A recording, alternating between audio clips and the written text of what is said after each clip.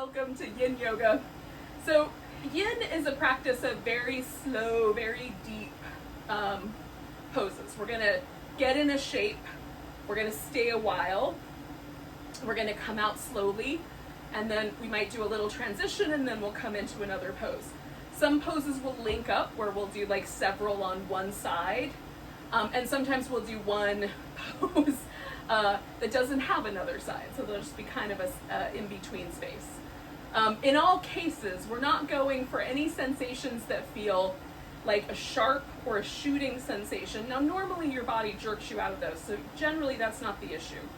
But the other sneakier sensations that we want to avoid are sensations that are burning, or the feeling that there's heat building in the joint, particularly. Any sensation that feels like numbness, or like tingly, like your body parts are falling asleep.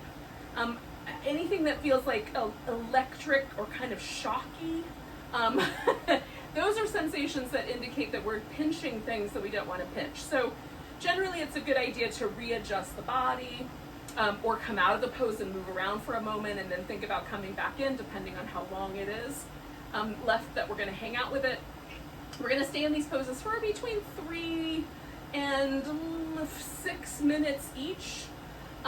And for people who are really accustomed to Yin, the longer time feels really good. If you're relatively new to the practice, it might feel better to end at the halfway point or end a minute early. I'll give you some little signposts along the way, and then you can just do some really gentle movement until the next pose shows up. So hopefully that will make a little bit of sense to you as we go along here. So I have, for the purposes of padding up my body to make it more comfortable, I have several pillows. These are yoga pillows, but you could use just throw pillows. And I've got a couple of blankets.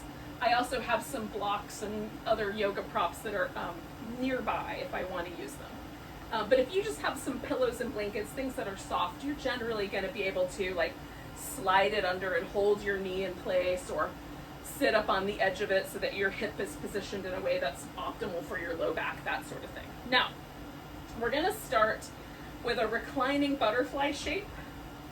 And I generally like to have something to fill in the gap right here where my knee doesn't touch the floor. Some people will find that this entire part of their body touches the ground really easily, but for those of us where there's space, it's nice to fill the space in. One of the concepts with Yin Yoga is that we want to find the edge. The edge in a Yin Yoga pose is not the point where I can't stand it anymore. That's off the cliff. The edge is, oh, I feel that, right? So nothing, nothing, nothing, oh, I feel that. That's the edge. And as soon as we find that sensation, we hold it, and along the way it might shift, like it might soften up and the edge disappears, so then we might go a little deeper into a shape. Or the edge might become very, very intense and we might back off of the shape so that we have a little less intensity. We want to try to find a position where you feel either pressure, a stretch, stress on the tissue, but not to the point where you tighten up or tense up around it. We want to remain relaxed and steady and very even in the breath and the way we feel about the pose. So I'm going to use this blanket to fill in the gap. I'm going to lie down on the floor and then, hang on, let me turn that guy off so it's not so loud. And then I'm going to fill in this little gap right there where my thigh doesn't quite touch the ground. Right at the point where I just feel that inner thigh sensation. For me, there's also a little bit of a low back, a little bit of a hip socket kind of sensation. Those are very mild compared to a little bit bigger sensation here in my inner thigh. So hanging out here, we're going to stay for like around 5 minutes, somewhere in that neighborhood. So start by getting into the shape and then relax as best you can for a second. And if you realize, oh, I could use like a little different positioning in my arms, like the arms can go out or over the head or wherever you want your arms to be. You might also find, oh, I need to pick my pelvis up and sort of reposition it. maybe there's a little cramp in a muscle or something like that. You need to move a little bit. So you're just going to get yourself settled in. And the first minute or so is that time where we readjust the shoulders, readjust the legs, add the support a little higher or a little lower as you need. And then let yourself as completely as possible relax deeply. I want to try to let go of any tension I'm holding in my abdominal muscles, any tension I'm holding in my shoulders, the jaw or the lips, the eyes, the forehead. So there's no sense that we're trying to hold our body out of the pose. We're really letting ourselves sort of sink into the pose, almost like wet sand sort of finds a shape on the ground.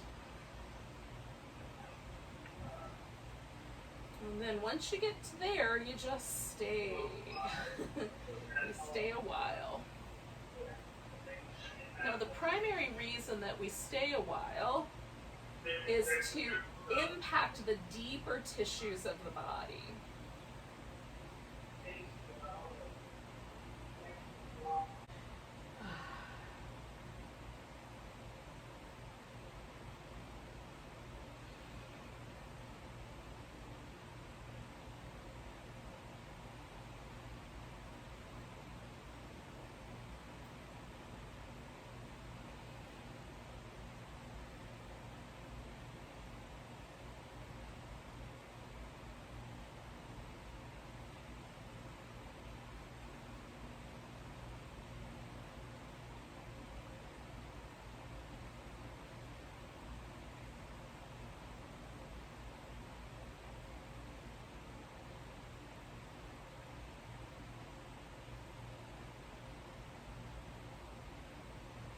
So we've hit what is about the halfway point. We've just got a couple minutes left. So this is a good point to sort of check in with yourself and notice, like, is there an inclination that you're starting to struggle, or it's becoming too intense, or there's anything that feels like those kinds of tingly or burning kinds of sensations? Then you might back off of the practice a little bit, add a little bit more props, or come out altogether and do a little movement and then come back. It might be appropriate to end the pose now. If it's still feeling pretty interesting and nice, then hang out a little longer. Let's see what happens. We're going to stay for about another minute.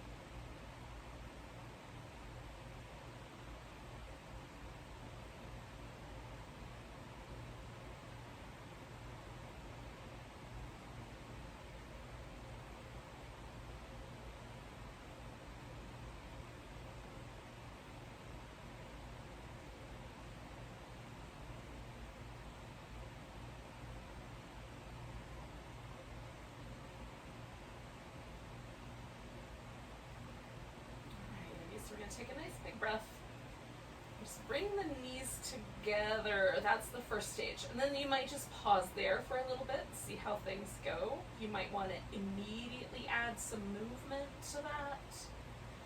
Maybe some little windshield wiper moves, or knees into your chest or something else. I generally, with the movement, try to stay pretty relaxed, right? So the whole approach to this is to have a yin approach. And yin is this concept from Chinese philosophy, Chinese philosophy of Taoism, and this notion that sort of the way that the world manifests around us is in these dualities, this yin and yang. And yin is the principle that's more relaxed, a little more soft and receptive. And that's the reason the name has been given to this practice, is that's how we're trying to approach it. But clearly, if you feel like a movement pattern would be good, you're welcome to do whatever movement pattern you like. Now, we're going to try extending the arms over the head for the next pose.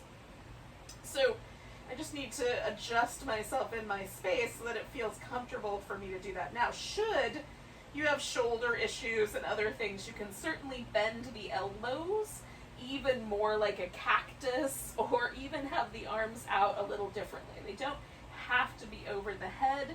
We're going to start with them like that. We can end with them in any position that makes sense. So we're going to stretch out nice and long, and this is called banana asana or banana pose.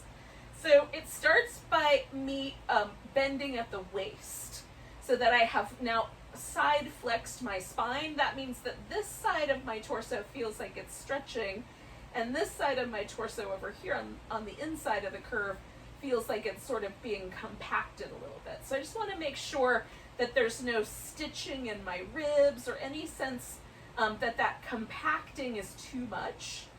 And then once I've got that steady, you can add onto it a little bit more, kind of the outer hip, by moving the legs also towards that side, so that there's a curve to it. So if I have the arms overhead, there's a little bit more stretch for me on the outer part of the arm, outer part of the shoulder. If I bend at the elbow, that changes a little bit. So you get to decide how that feels. You can also cross the outside leg over the inside leg and let your hip get kind of heavy. Now, we're going to stay with this pose for about 3 minutes. So if there's any sense that you should fill in, like maybe put a blanket under the knees to fill the gap in under the knees, or you want to have like a little blanket under your arm so your shoulder has a more comfortable resting position, go for that.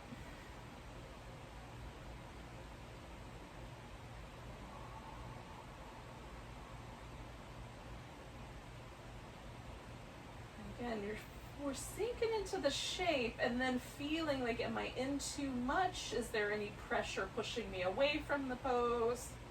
Am I just right?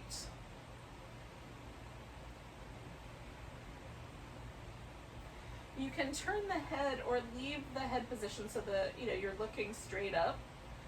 That is up to you. It might be more comfortable one of those two ways.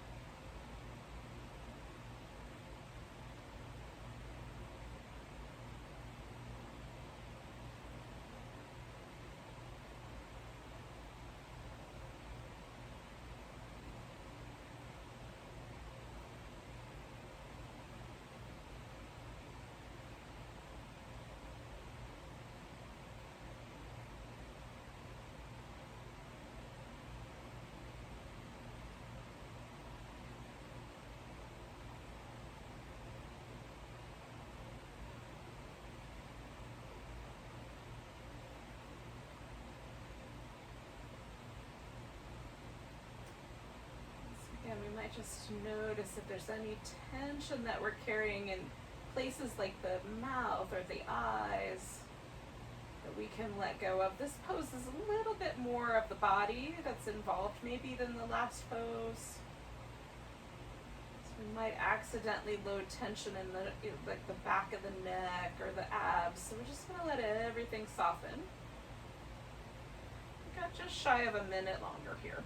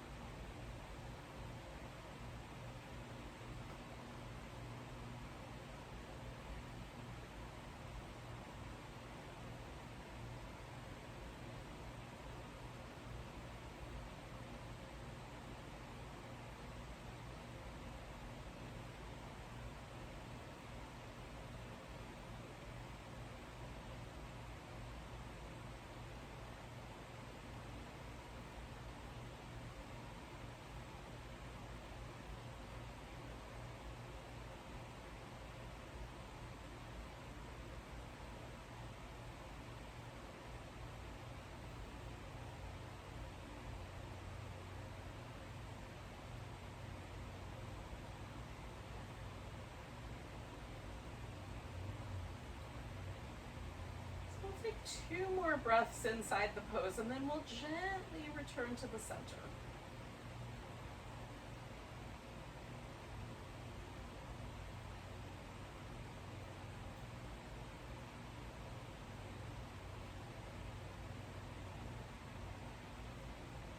Now, once I get back to the middle,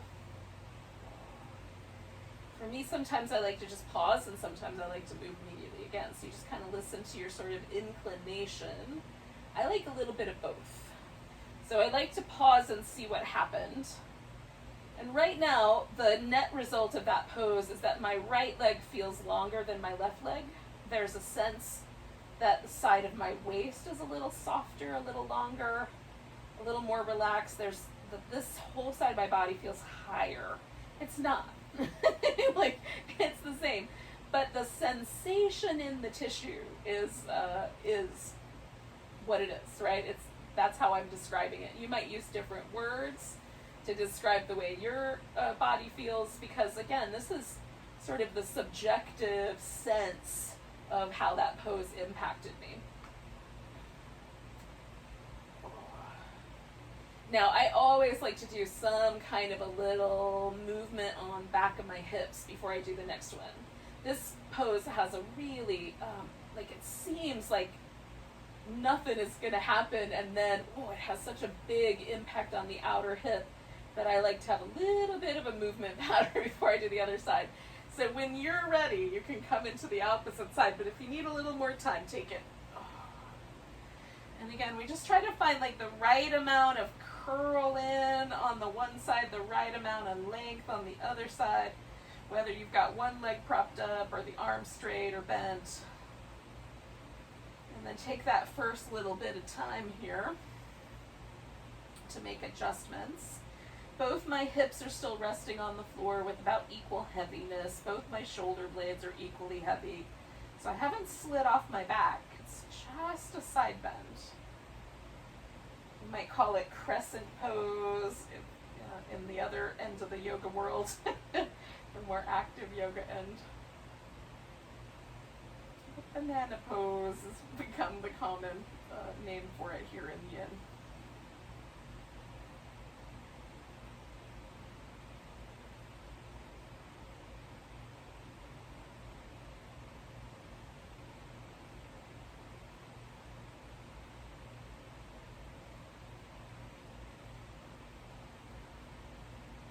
Like to come back home to my breath also, like once I get my body steady and I feel that sort of relaxation response of having let myself go into the pose. And then I just try to focus on being present, breathing. Letting myself be mindful. Now my brain is accustomed to thinking about other stuff. Imagining the future, ruminating over the past, song lyrics, that sort of thing. So when I catch my brain doing that kind of stuff, I just bring it on home to the breath. Try to stay rooted in the present moment. It's easy for the mind to wander when we're not moving around too much. So this sort of practice becomes a meditation as well, when we stay focused on the present.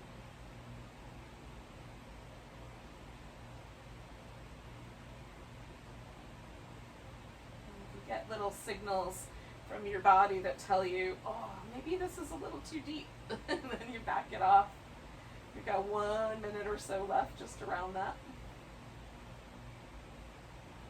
It might be just right to just stay put.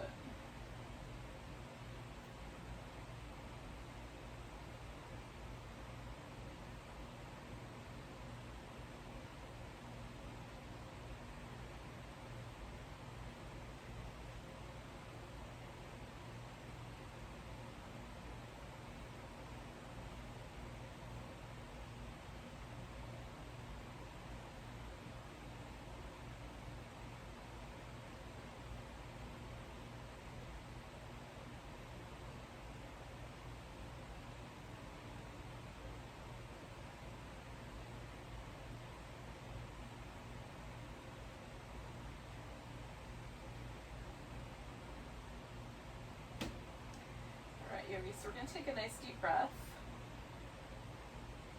Again, we're just going to kind of gently try to return to the center. And we'll find our way to the middle here. And again, you might start with the movement immediately. You might do just some stillness with all the pressure taken off. And you could do this as long as makes sense. We're going to join up in a seated pose in about a minute or so. So I'm going to do this like little windshield wipery thing for a while. I'm going to lay on my side for a few moments, and then I'm going to sit up. And you can use like whatever method you want. If you want to do some little cat-cow shapes for your back before we sit up, you can do that. Before you sit up. We are eventually going to join up together.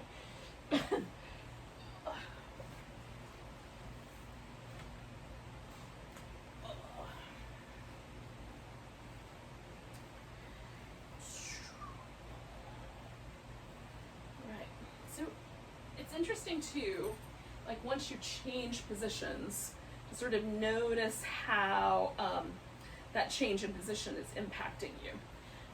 Does it feel interesting to sit up? Do I feel slightly like out of sorts? Is it feeling good? Does that change feel in your spine or your hips? Now we're going to do a sequence of 3 poses. We'll do all on one side and then we'll do the same thing on the other side. The first pose that we're going to do is in the Yin, like the books and DVDs and stuff, this can be 2 different poses. But in the 15 plus years of practice, of teaching that I've had, what I've noticed is that for many of us, really only one of these poses works well. So some people are lucky and can do either shape.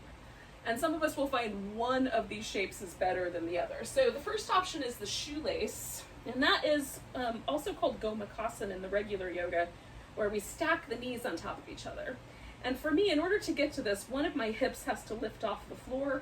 So this is not the optimal shape for me. Now, I can elevate my hips by sitting up on a block or a pillow, and then I can pull that shape off.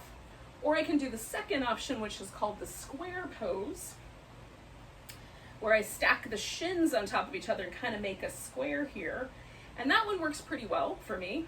I don't have any pain. There's some intensity for sure, but not too much pain. Now, what I will say is that this little area right here on my inner knee is very tender, and that's exactly where my ankle joint wants to rest. So I employ a block for this one, and this can be a useful way for someone who can't quite get to the square. You may find that you can put your ankle out on a block, kind of re-angle this top leg, and then that will work better. So I just get the block as close as I can, bring the leg around, make the square as best I can, and then I still have all this intensity, but I don't have that ankle pressing into my knee. So you can modify the poses in whatever way works best for you. Now, some of us will find as soon as we start to sit up that there's enough sensation in this outer part of the hip, you don't need any more fun. You just sit straight up. Some people, you may even want to lean back a little bit. And then some folks will find they need to lean forward in order to feel anything on the outer hip. Now for me, the leg that's on top is always more sensitive in this shape, but I always feel a little something on both outer hips. So from a leaning forward is definitely, this is all that's required for me. So you're going to experiment and see how far forward do I need to go before I feel that little inkling of sensation, right? So again, we want to go just to the edge, just to where you feel it. Relax. And we're going to stay a while. Now with these 3 poses, we're going to stay for about 4 minutes each.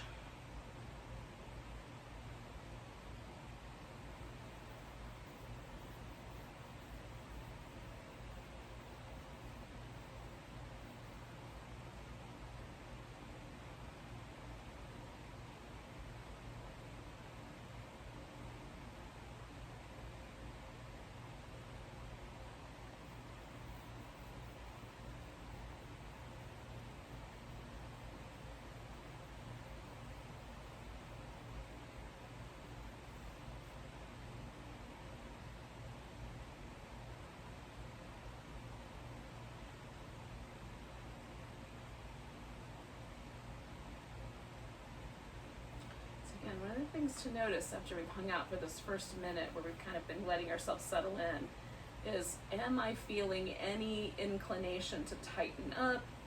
Is my jaw getting tight? Am I really fantasizing about leaving this pose? If that's the case, back off a little bit. Give yourself a little more room. If you're feeling like, I don't feel a thing, then you can certainly lean in a little bit. There is a point where you're going to land on your thighs or your elbows are going to touch the floor, and that's going to be enough. Just stay there and breathe. This is a practice that's much more interesting for people who are not hypermobile than it is for the hypermobile. And in fact, I may suggest to you that it's not a good practice for hypermobile folk, because there is so much of a range of motion that it's maybe not as necessary as it is for those of us that are wound a little tighter. But the meditation is surely there.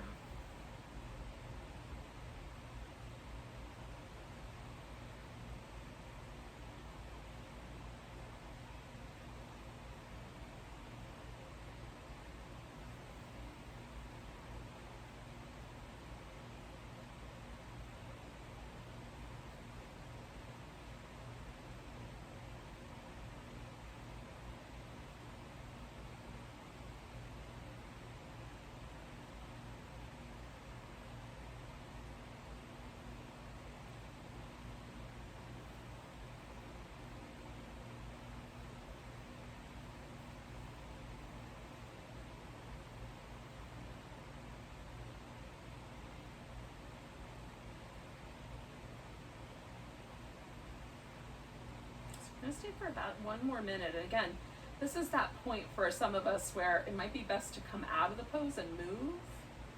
It's really just, how does it feel? For me, this is the point where it gets really good. It takes about 3 minutes to get to the good stuff.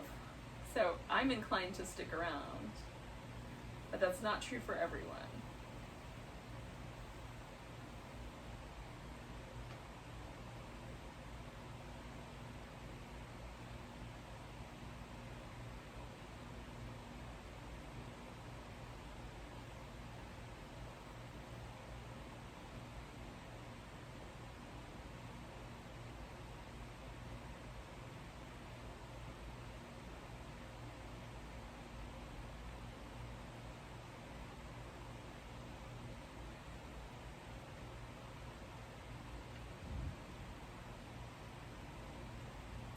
We're going to take a nice big breath.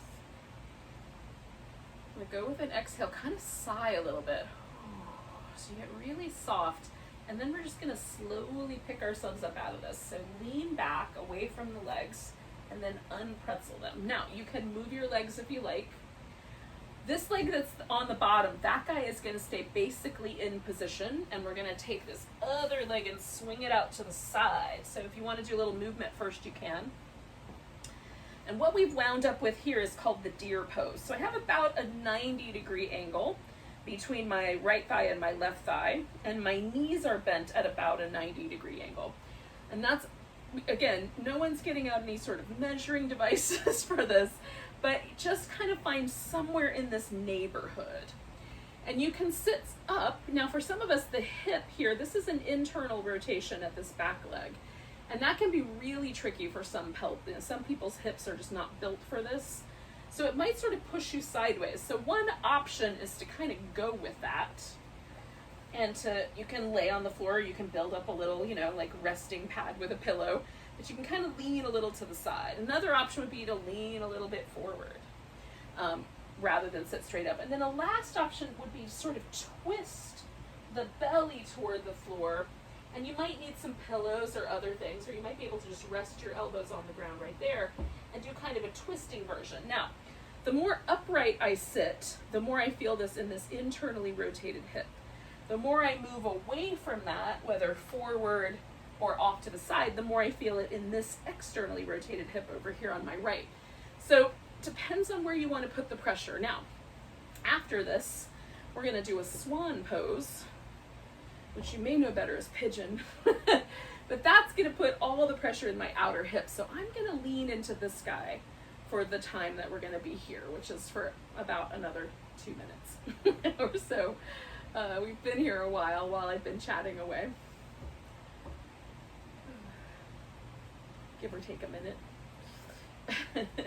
So I've got a little armrest here I can use, or I can kind of perch on my fingertips or my palm. And again, I'm just kind of settling in, relaxing. This does not feel like a stretch to me per se. There's a little bit of pressure here in the inner thigh, but it's mostly kind of an interesting pressure right here in my hip itself. Now, one of the things about Yin Yoga that is interesting is that we are trying to put pressure on the skeletal system. We're like in some cases aiming at a little bit of compression, but we want that to be really gentle and very light, so that there's not a really big, again, like that pushback feeling that you get sometimes from your body where your nervous system is like, no. Listen to that, lean away from that, but a little bit of pressure, like a tiny feeling of like, just a little compression there can stimulate bone growth, which can be really useful for women, especially because some of us, like definitely in my family, there's a long history of women with osteoporosis. And so a little bit of pressure in my hip is not necessarily a bad thing. It might in fact build some strength there that, might be useful. But again, I have to ride that edge of like just a little bit of sensation, not too much.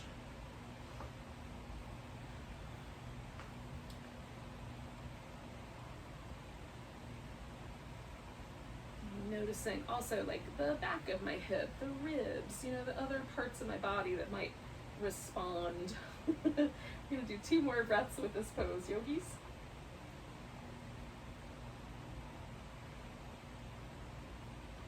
Now, before I go into the swan, I'm gonna just lean a little bit to my right side, the leg that's in front, that side, and I'm gonna bring this leg around for a second, and I'm gonna give it a little, just a little shimmy right there in the joint. And then for me, the experience of coming out of that pose is why I like the pose, because there's this sort of soft, almost spacious quality that sort of takes that hip. There's no like negative feelings, no tenderness, no soreness, no like creaky feeling. All of it feels really nice and lovely. So that's, I'm a fan of that pose for that reason, because when I come out, it's really nice. If the opposite is true, then when we do our other side, you're going to be a little bit more conservative. Now, we're going to do the swan pose. And so I'm turning more, and this leg is going to be straight out behind me, but it can also be bent a little bit to the side if that's better for your hip. And while you're here, if it feels like you should fill in a gap, like underneath your hip, fill in the gap. I'm a fan of filling in that gap right there under my thigh, and then letting myself. Now this can be kind of a back bendy shape where you prop up, or it can be a shape where you fold yourself in. You can use all the pillows so that you let yourself relax. You can even fold onto the floor. For me, a little bit of height helps. And this foot can be closer into the midline or out a little farther, just based on your knee and your hip and how they get along. And again, we're going to sink in for about 4 minutes.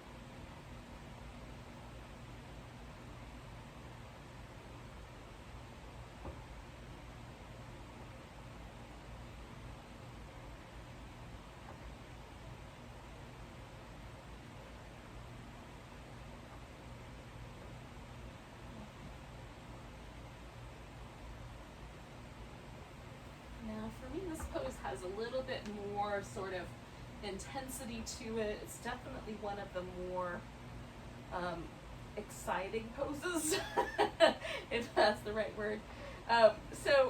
You can also take this pose if it's too exciting and flip it upside down and essentially just lie on your back and hold your leg kind of close to your chest, being mindful of your knee, with the other leg out straight, and you can do this pose upside down. So if it's feeling too spicy, we can do it that way. We're about halfway through here.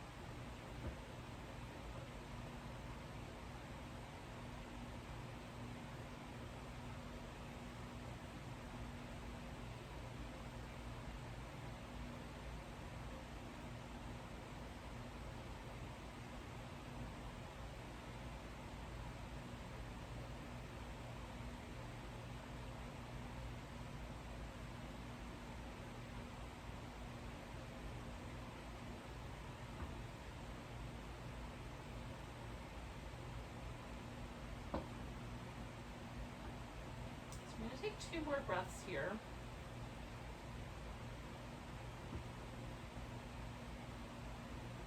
I'm going to slowly come out. Now, for me, the best way to come out is to kind of lean to this right side slightly back, and then bring that leg around all the way. But you might have a better way of getting out of there for yourself. And then you can do a little movement once you're out.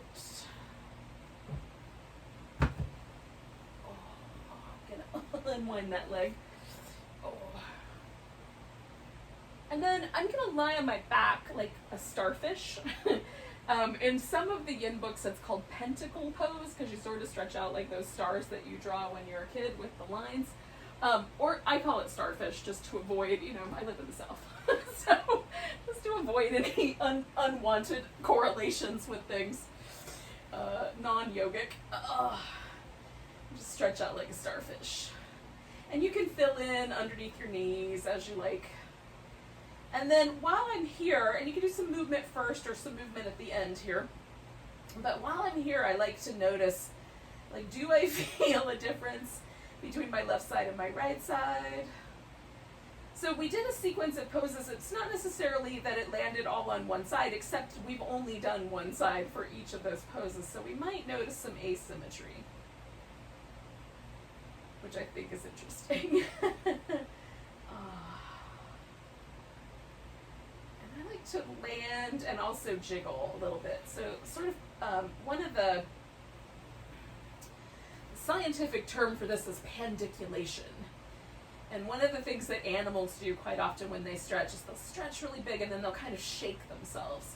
And so that's kind of what I'm doing, but in a more gentle way, where I just sort of jiggle at the hip joint and then relax for a bit. And sometimes I will find myself wanting to do that several times. Sometimes once is enough. I'll stay here for the better part of another minute. Notice if there's any sort of numbness or anything like that in your toes or your fingers, just so we can make adaptations as we go. That swan pose, the last one we did, puts a lot of pressure in the sciatic nerve, and so sometimes there'll be like a little bit of a after effect where you'll feel just a little bit of like your foot fell asleep, as long as it's not too intense. and it's coming back around pretty quickly. Maybe it's nothing to worry about, but you know, I tend to readjust my pose if I start to really feel that.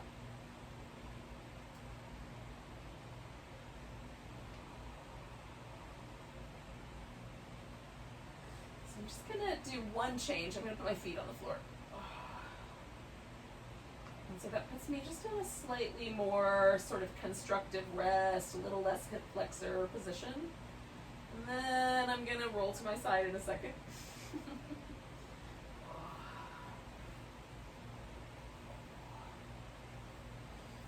And then again, if you wanted to, you could come up to all fours and do some little cat shapes with your back, or you can come directly to the seated position.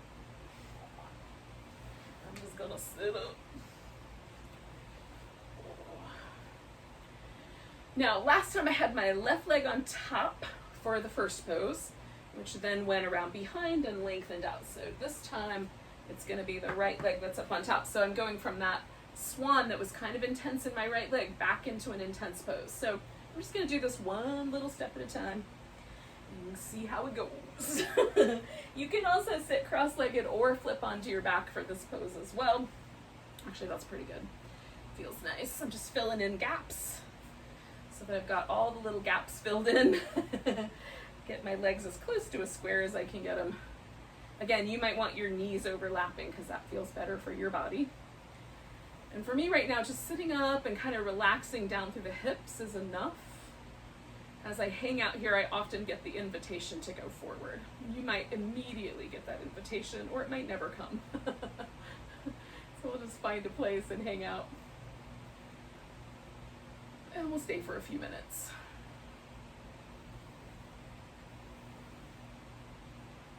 And again, I try to just relax, breathe, let myself sort of sink in. Again, this kind of notion of sort of pouring myself into the shape.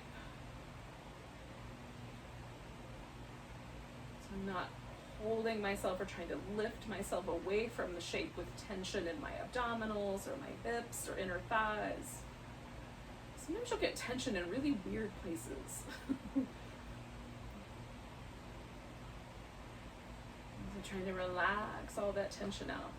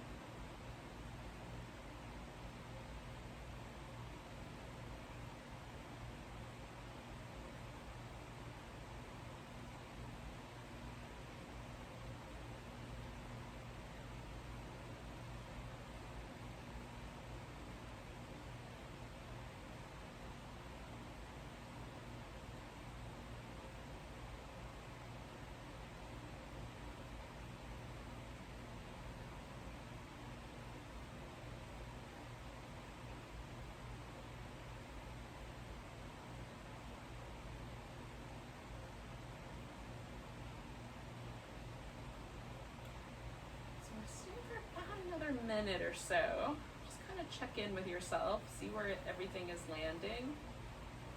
And for me, everything just softened really nicely, so I've just leaned slightly more forward. And again, I don't want to be too pushy. I just want to go just to the point where it's like, that feels like nicely, nicely interesting.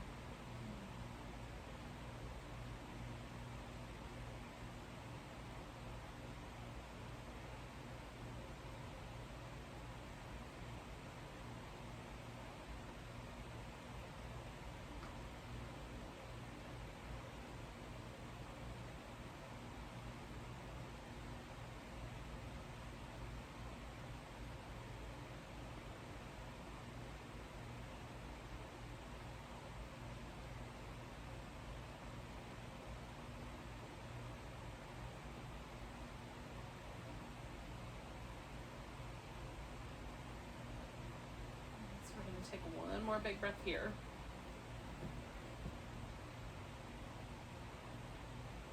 I'm going to slowly start to morph this into my deer. So leaning back, I'm going to pick this leg up. I might give it a little shimmy and then bring it around when you're ready. Again, I just kind of get the angles fairly, fairly close to a 90-ish degree angle.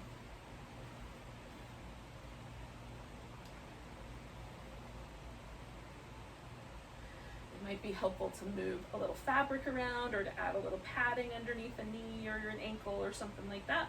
Again, you can do a twisting version, more of a forward bending version, a sideways leaning version. I'm kind of doing a little arm rest, but as close to upright as I can get given the circumstances here. I just want just a little bit of sensation in this hip.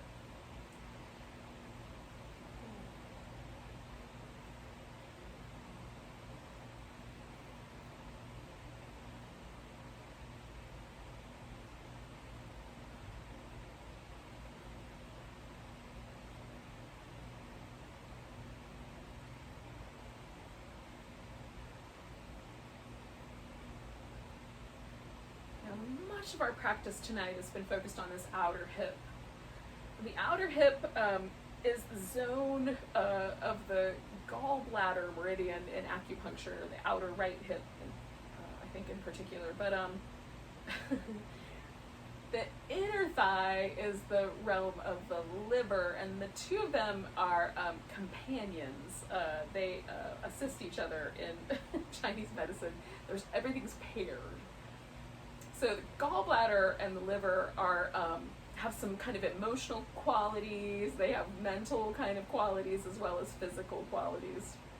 So the kind of emotional, mental qualities are sort of like on the one end of the spectrum, sort of grumpiness, anger, pet peeves. That's sort of like the realm of that. When your gallbladder or liver is out of balance, we kind of lean into those kinds of feelings. And then on the other end of the spectrum, it's sort of compassion, a sense of camaraderie, a sort of sense of, kind of even-keeledness. So when things are in balance, we feel very even-keeled and sort of it's easy to sort of let things go, that sort of jazz. So it's also interesting to me when we hang out with a pose, like, do any of those emotions come up for me? Like, does my mind start to think about things that I have pet peeves about? Do I start to feel a little irritable or that sort of thing? So that's another sort of element of the practice, because we're hanging out in these poses for so long that we can sort of begin to consider or explore. So we're a little over the halfway mark, just leaning in towards our last minute here.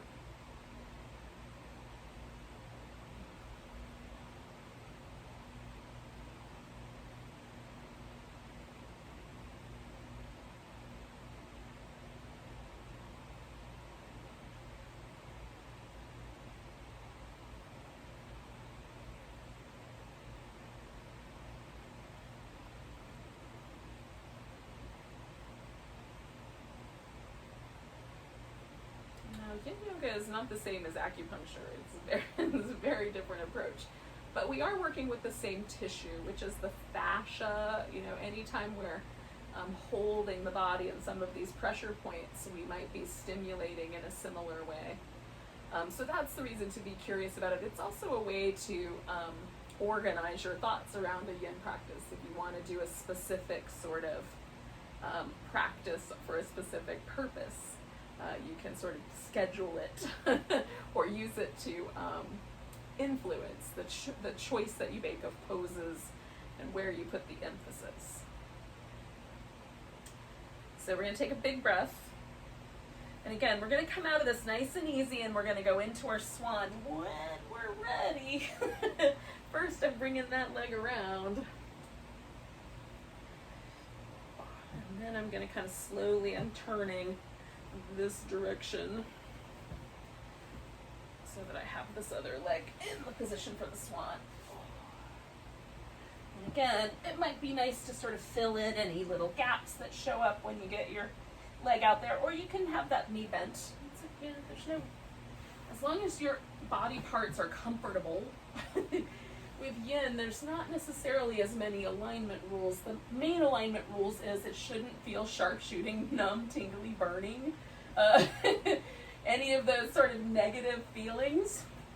You shouldn't feel like you're tensing up to try to hold the pose. So that's the alignment, is align yourself in a way that allows you to relax. And there's an inkling of sensation, in my case in this outer hip mostly, but a little bit through this hip flexor, a little bit in my low back as well, since I'm propping myself up. And again, we'll let ourselves relax and stay a while.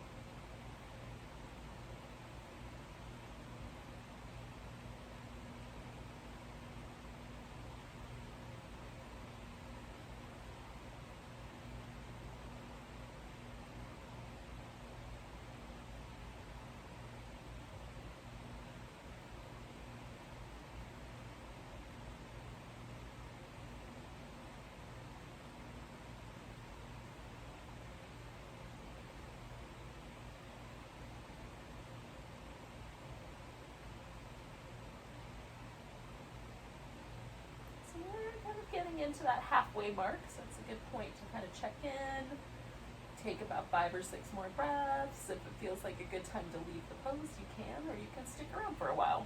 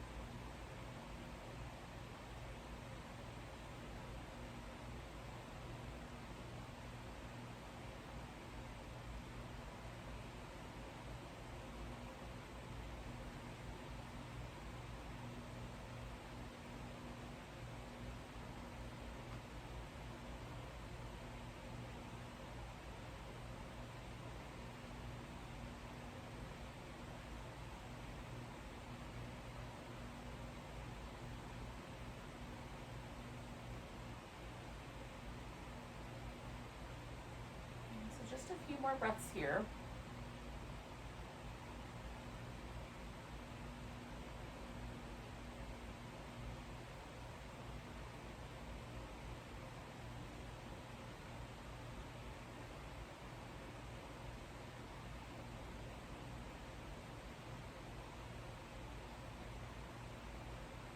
So taking a nice big breath. Let go with a sigh. And then from that really relaxed place, we're going to try to wind out of here. And again, we're going to kind of wind up in some variation of a star pose. And this one we're going to turn into Shavasana. So we're going to let it hang out. So you can have your legs, with that wide star shape, or a little more narrow as you like. I'm going to go for as wide as I can within my space, as wide as I can fit. I am going to keep a pillow under my legs because that's nice. And before I get to that, I'm going to do this little bit of movement. Just because it feels so nice. Makes everything a little more buttery.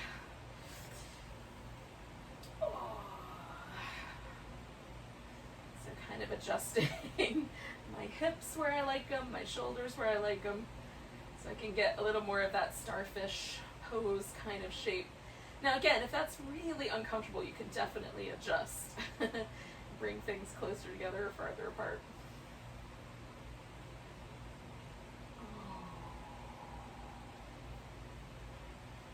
Just let ourselves relax for a bit. Last time we stayed for a couple minutes. This time we'll stay a little bit longer.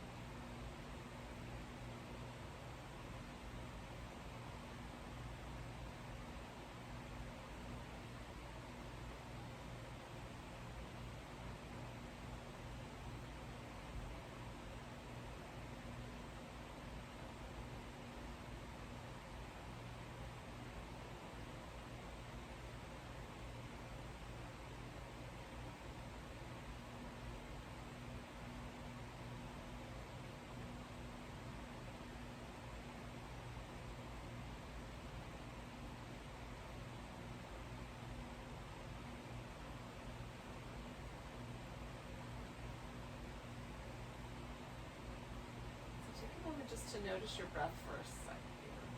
Just hang there for a moment.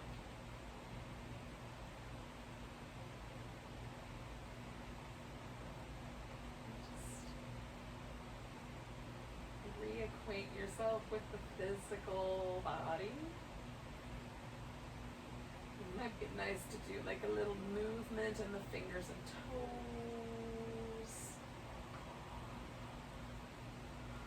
Or the wrist and ankles.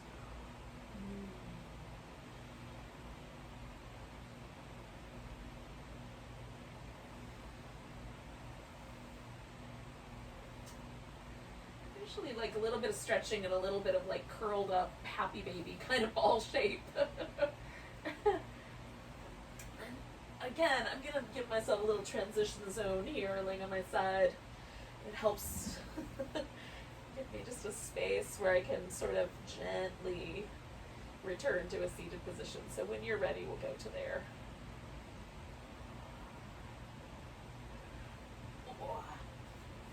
We're going to end our practice together, at least this part of it, with a nice big breath and a deep sigh. And you can, if you like, you can om on that exhale instead, right? I like to kind of internally om inside my brain and let the physicality of it be a sigh, but that's up to you.